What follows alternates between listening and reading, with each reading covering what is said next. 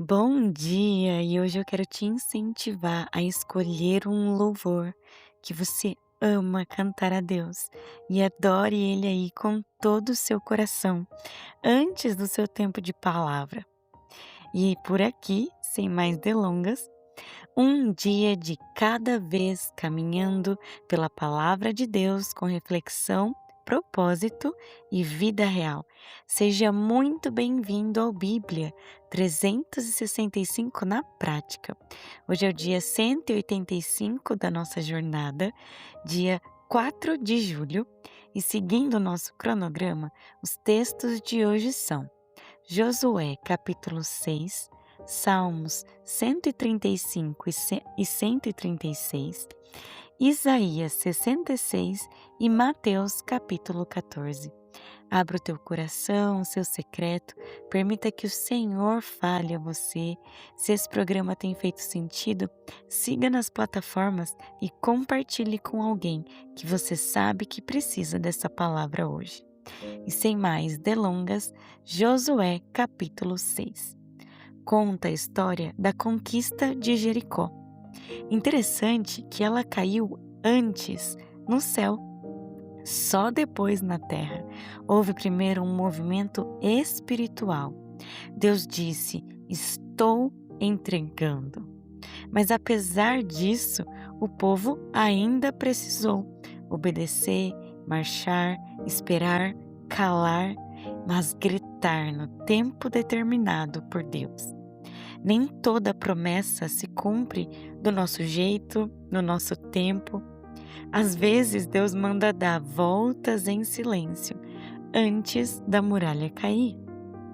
A estratégia parecia estranha, mas eles obedeceram.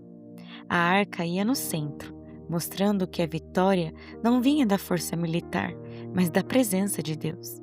E isso ensina muito. Quando Deus está agindo, até o que parece repetitivo tem propósito. Caminhar 6 dias sem ver nada mudar, isso é fé? Aqui, Raabe aparece na história, novamente. Ela é a prova de que Deus não esquece daqueles que se posicionam com fé.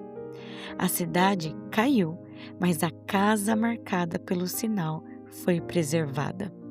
Ela não só foi salva, mas passou a viver no meio de Israel. O passado dela não foi maior que a misericórdia de Deus. No fim, a fama de Josué se espalha, mas o texto deixa claro: o Senhor é quem estava com ele. O segredo não era Josué ser extraordinário ou algo do tipo, era Deus estar presente. Sabe? Obedeça, mesmo se você não entender a ordem. Espere o tempo de Deus. Não despreze os processos silenciosos dos céus sobre a sua vida. Confie, as muralhas elas cairão quando Deus entregar nas tuas mãos. Partindo agora para Salmos 135 e 136.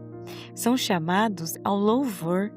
O salmista convida os servos do Senhor a bendizerem o nome de Deus, porque Ele é bom, grande e faz tudo conforme a sua vontade. Ele governa céus, terra, mares e abismos. Nada está fora do seu domínio. Os salmos também confrontam os ídolos.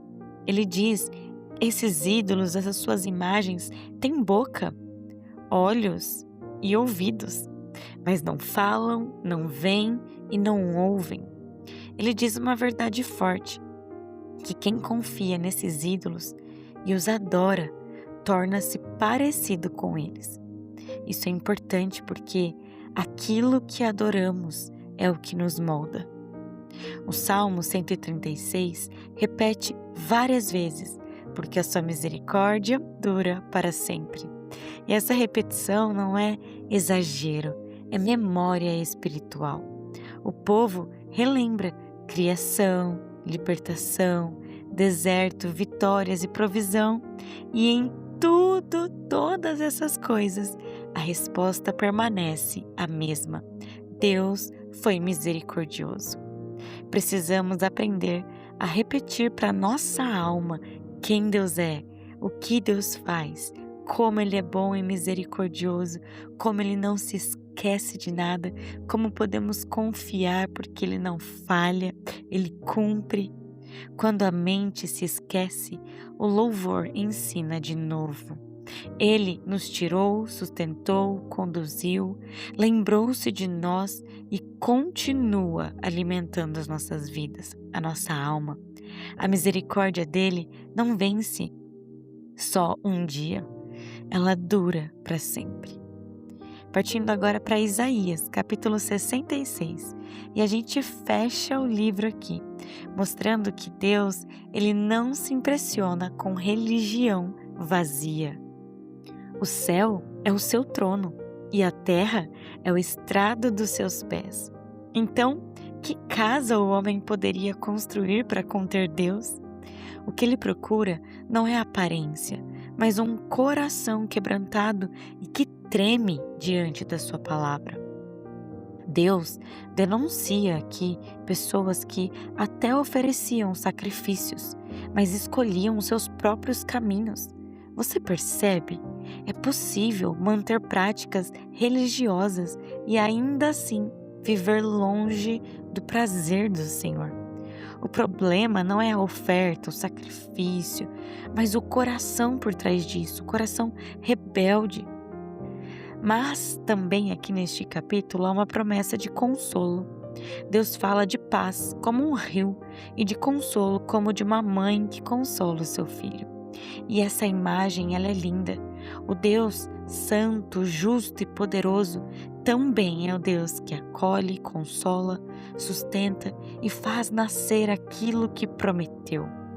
O capítulo termina apontando para a adoração entre as nações. Sabe, de uma vez por todas, não viva uma fé de aparência. Trema diante da palavra, responda quando Deus te chamar e confie. Se Ele permite, esse capítulo traz que se o Senhor permite as dores do parto, você acha que Ele não vai permitir com que a criança nasça?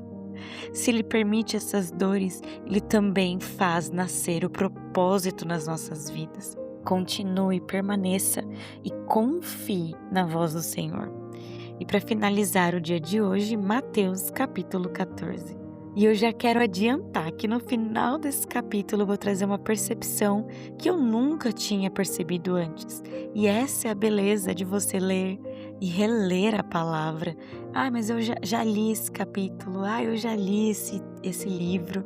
Leia mais uma vez. Tem coisas aí para o Senhor revelar. Mas ele começa aqui com a morte de João Batista. E só contextualizando, João havia denunciado publicamente o pecado de Herodes, porque ele vivia com Herodias, ela era esposa do seu próprio irmão.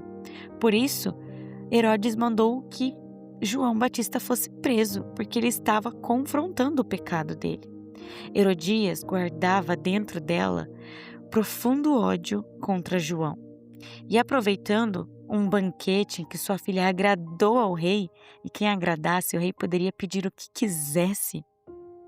Nossa, e olha que interessante, nós podemos agradar a Deus, o nosso Pai, não por interesse, agradamos porque o amamos e não para usá-lo, mas é impossível você agradar o Senhor e Ele não ser gracioso e derramar sobre você bênçãos, permitir desejos do seu coração. Mas voltando aqui para o contexto, Herodias orientou que a filha, depois de ter agradado ao rei, pedisse a cabeça de João. Mesmo contrariado, Herodes não reconhecia João como profeta, mas mesmo assim ele ordenou a execução para não voltar atrás diante dos convidados. João morreu por permanecer fiel à verdade, mostrando que servir a Deus exige coragem, mesmo quando isso traz oposição ou um custo alto demais. Quando Jesus recebe a notícia da morte de João, seu primo, ele se retira para ficar sozinho. Esse é o desejo dele, mas a multidão o encontra. Mesmo em dor, Jesus olha para eles e se compadece. Ele para um tempo ali, cura, acolhe, multiplica 5 pães e 2 peixinhos. Diante da dor de ter perdido o próprio primo, ele continua na missão. O que parecia insuficiente com os 5 pães e os 2 peixinhos, na mão de Jesus, mesmo no momento de dor, virou abundância. Depois, Jesus finalmente, ele manda os seus discípulos para o barco e vai orar a sós.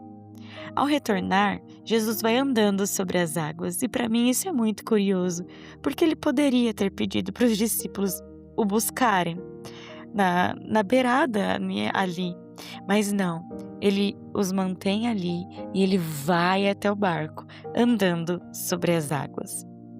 Quando os discípulos vêm, se assustam porque não conseguem perceber que era Jesus, mas ele diz: "Calma, sou eu, não tenham medo."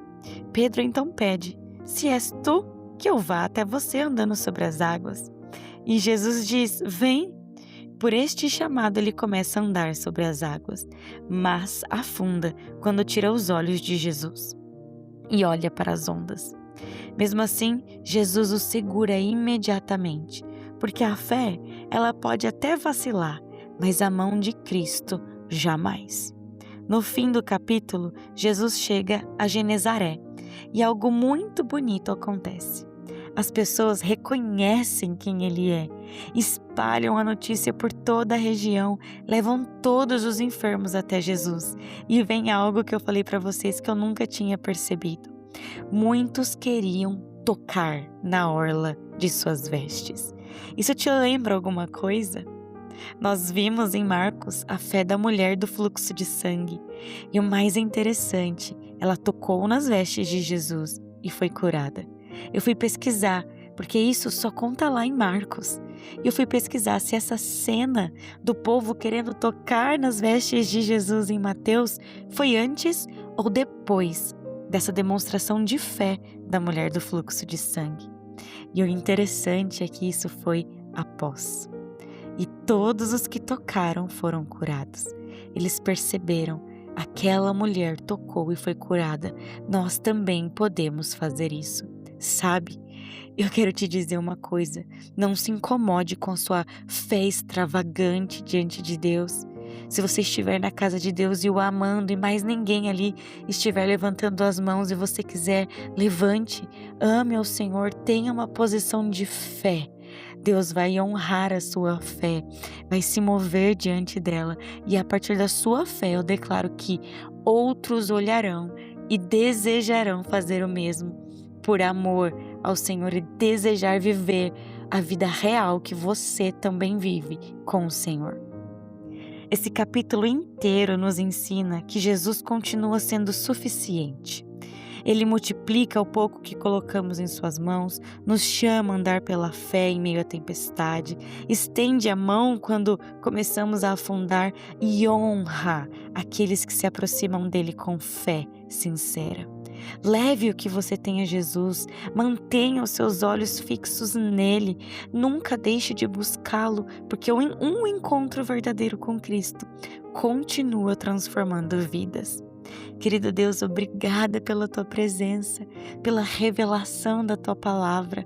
Obrigada porque o Senhor ama a fé extravagante, que possamos ser exemplo para as pessoas ao nosso redor, que a nossa fé alimente a fé daqueles que estão ao nosso redor, que possamos te amar mais todos os dias, viver uma vida que te agrada, Senhor, em nome de Jesus. Amém e amém. Que Deus te acompanhe hoje. Viva essa palavra na prática. Amanhã seguimos juntos no dia 186 da nossa leitura.